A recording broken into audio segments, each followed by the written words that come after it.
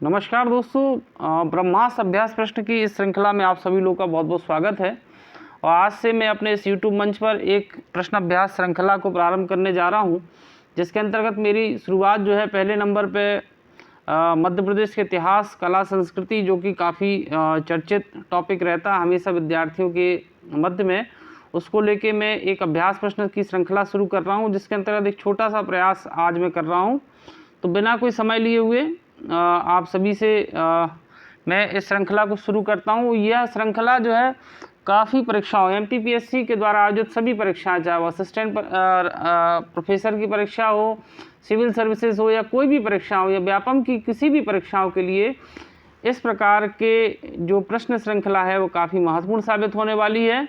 और हम देखते हैं कि मध्य प्रदेश के इतिहास और कला संस्कृति पर जिस प्रकार के प्रश्न लगातार पूछे जा रहे हैं, उससे यह निश्चित हो गया है कि इस टॉपिक को अब बहुत ही डिटेल में पढ़ने की आवश्यकता है।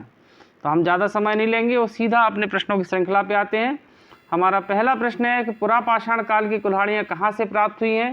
पहला ऑप्शन है सुखचाई नाला, बुरधाना, केट घाटी, संग्रामपुर के पठार, और चौथा सभी स्थानों से। तो इसका सही उत्तर है सभी स्थानों से। नेक्स्ट क्वेश्चन, पशुपालन के प्राचीनतम साक्ष्य कहाँ से प्राप्त हुए हैं। पहला ऑप्शन है आदमगढ़, दूसरा है भीमबेटका, तीसरा जबलपुर, चौथा है छतरपुर, है ना। तो इसमें आपको सही उत्तर बताना है कि इसका जो सही उत्तर क्या होगा, आदमगढ़। आदमगढ़ वह स्थान है जहाँ से पशुपालन के प्राचीनतम साक्ष्य हमें प्राप्त होते हैं। भीमबेटका रायसेन जिले में है, जहाँ पे हमको शैल चित्रों की चर्चा मिलती है। भीमबेटका हमारा जो हेरिटेज सिटी, मतलब हेरिटेज साइट भी है ना, धरोहर स्थलों में इसको शामिल किया गया है 2003 में। नेक्स्ट क्वेश्चन है, नवपाषाणकालीन स्थान गढ़ी मोरीला कहाँ पर स्थित है। एरन, विदिशा, डिंडोरी और भोपाल। सही उत्तर है एरन। क्वेश्चन नंबर 4, मध्य प्रदेश में ताम्रपाषाण के अवशेष कहाँ से प्राप्त होते हैं। तो मध्य प्रदेश में ताम्रपाषाण के पहला ऑप्शन है नागदा, नबदा टोली, कायथा और सभी स्थानों से। 4 ऑप्शन दिए हैं, आपको सही उत्तर बताना है। देखिए इसका जो आंसर है वो होगा सभी स्थानों से। और मैं आपको बता दूं कि मध्य प्रदेश में ताम्रपाषाण के अवशेष बहुतायत में मिले हैं, चाहे हम नागदा की बात करें, चाहे नबदा टोली की, चाहे कायथा की। इन तीनों ही स्थानों पर एक अच्छी विकसित सभ्यता ताम्रपाषाण के संदर्भ में ताम्रपाषाणिक संस्कृति हमें प्राप्त होती है, और कई सारे साक्ष्य भी जो है हमको यहाँ प्राप्त होते हैं, है ना। तो इसका जो आंसर होगा वो होगा सभी स्थानों से। क्वेश्चन नंबर 5, कायथा जो कि उज्जैन जिले में स्थित है, निम्न में से क्या प्राप्त यहाँ से नहीं हुआ है। जैसा कि मैंने अभी आपको पहले क्वेश्चन में बताया था कि कायथा एक ताम्रपाषाण एक स्थल है, यहाँ पे जो संस्कृति मिली है ना, वहाँ से कई सारे साक्ष्य प्राप्त हुए हैं। लेकिन आपको बताना है कि इन 4 विकल्पों में से कौन सा जो साक्ष्य है वह यहाँ से प्राप्त नहीं होता है। पहला है ब्राउन स्पिल्डवेयर, दूसरा है कांसे की चूड़ियाँ, तीसरा है वृषभ मूर्ति, चौथा है चंचू युक्त पक्षी की मूर्ति। तो इसका सही उत्तर जो है वो होगा चंचू युक्त पक्षी की मूर्ति। आपको बता दें कि चंचू युक्त पक्षी की मूर्ति और वृषभ की मुद्रा ये नबदा टोली से प्राप्त होते हैं, है ना। इसलिए आंसर इसका होगा डी। हमेशा प्रश्न को पढ़ते समय एक बात विशेष ध्यान रखें कि प्रश्न के आखिरी में क्या लिखा है, नहीं हुआ है, इस टर्म को आप लोग जरूर पढ़ें। क्वेश्चन नंबर 6वां है मामा भांजा शैलाश्रय, जिसमें 29 चित्र हैं, ये कहाँ से प्राप्त हुआ है। तो इसका सही उत्तर आपको बताना है पनारपानी, दमोह, गोधरमऊ और मनुआ भान की टेकरी। इसका सही उत्तर है पनारपानी, जो कि पचमढ़ी से 13 किलोमीटर दूर एक पनारपानी ग्राम है, वहाँ से प्राप्त हुआ। और यहाँ पे क्रीम और लाल रंग के चित्र बने हुए हैं, कहाँ पर, पनारपानी में, है ना। इसके अलावा मनुआ भान की टेकरी की अगर हम बात करें, और गोधरमऊ, यहाँ से भी शैलाश्रय प्राप्त हुए हैं। ये दोनों स्थान जो है ये भोपाल में है ना। कई सारे शैलाश्रय मिले हैं मध्य प्रदेश में। नेक्स्ट क्वेश्चन है, निम्न पुरातात्विक स्थल में से कौन सुमेलित नहीं है। नेक्स्ट क्वेश्चन, कौन सा सुमेलित नहीं है, फिर से सुमेलित नहीं बताना है आपको। पहला ऑप्शन है मंदसौर आवरा, दूसरा उज्जैन दंगवाड़ा, तीसरा है धार कवाथी और चौथा है बड़वानी गोड़ार मऊ। आपको 4 में से बताना है। तो इसका सही उत्तर जो है वो होगा बड़वानी गोड़ार मऊ। गोड़ार मऊ जो है कहाँ पड़ता है, भोपाल में। कहाँ पड़ता है, भोपाल में।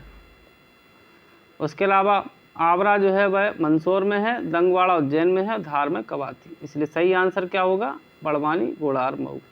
नेक्स्ट क्वेश्चन, किसने मध्य प्रदेश के अनेक शैल चित्रों की खोज करके रॉक शेल्ट्राइन मध्य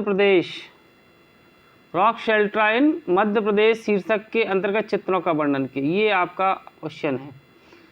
रॉक शेल्ट्राइन मध्य प्रदेश के अंतर्गत चित्रों का वर्णन किया, आपको बताना। पहला ऑप्शन वीएस वाकड़कर, दूसरा है एमडी खरे, तीसरा है गॉर्डन, चौथा है एचडी संकालिया। तो सही उत्तर क्या होगा? वाकड़कर, विष्णु श्रीधर वाकड़कर, जिन्होंने 1956-57 तक मध्य प्रदेश के अनेक शैल चित्रों की खोज करके रॉक शेल्ट्राइन मध्य प्रदेश शीर्षक के अंतर्गत चित्रों का वर्णन किया। वहीं एमडी खरे के बारे में बताया कि इन्होंने 1977 में विदिशा के पास शैल चित्रों को खोजा था। नेक्स्ट क्वेश्चन, ऐत्रेय ब्राह्मण, कौशितकी ब्राह्मण और वशिष्ठ धर्म सूत्र में किस पर्वत का उल्लेख मिलता है ना? यानी 3 एक ग्रंथ दिए, से बताना आपको किस पर्वत का उल्लेख मिलता है। विंध्य पर्वत, गौरीशृंग पर्वत, कारुष पर्वत और अनूप पर्वत, है ना? तो सही उत्तर इसका होगा विंध्य पर्वत। ठीक है ना?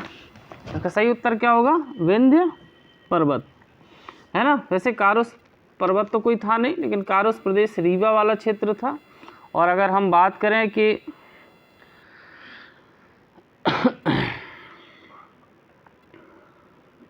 चलिए, अनूप जो है वो अनूप पर्वत भी नहीं था। अनूप एक जगह निमाड़ के लिए अनूप शब्द का प्रयोग किया जाता था। और इसके अलावा अगर हम बात करें कि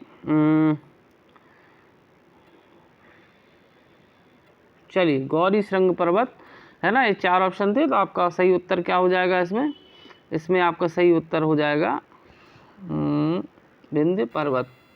नेक्स्ट है, कौन सा महाकाव्य काल का प्रमुख नगर नहीं है? आपको बताना है कि महाकाव्य काल में कौन सा प्रमुख नगर नहीं था। पहला ऑप्शन है उज्जैन, पहला ऑप्शन क्या है? उज्जैन।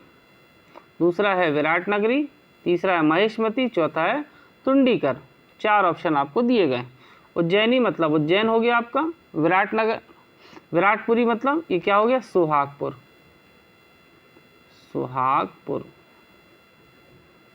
ठीक है।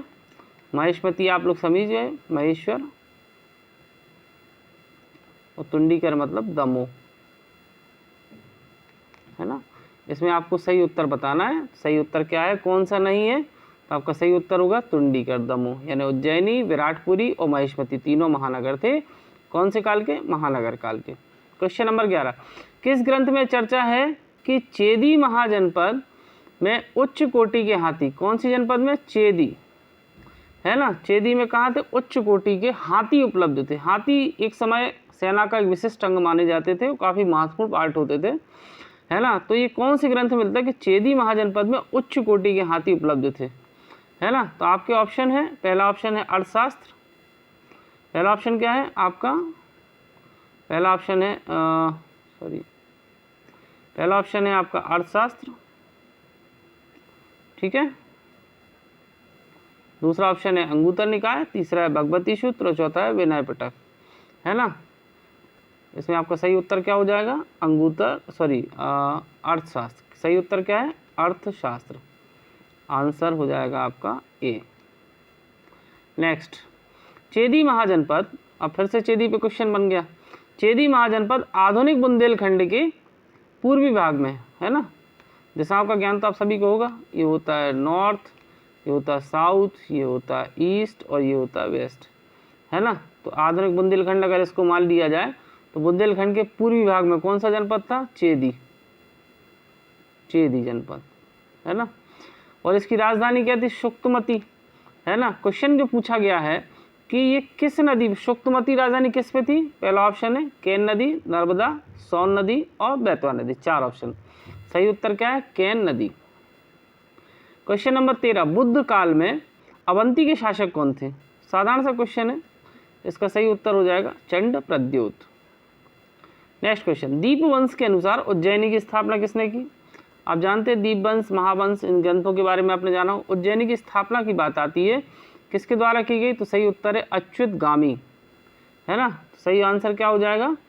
अच्युतगामी। अच्युतगामी जो थे, है ना, अच्युतगामी ने उज्जैन की स्थापना की थी। इसका विवरण किसके अनुसार मिलता है? दीपवंश के अनुसार ये चर्चा मिलती है। नेक्स्ट, मध्यम निकाय के अनुसार किससे रक्षा हेतु अजातशत्रु ने दुर्गीकरण करा?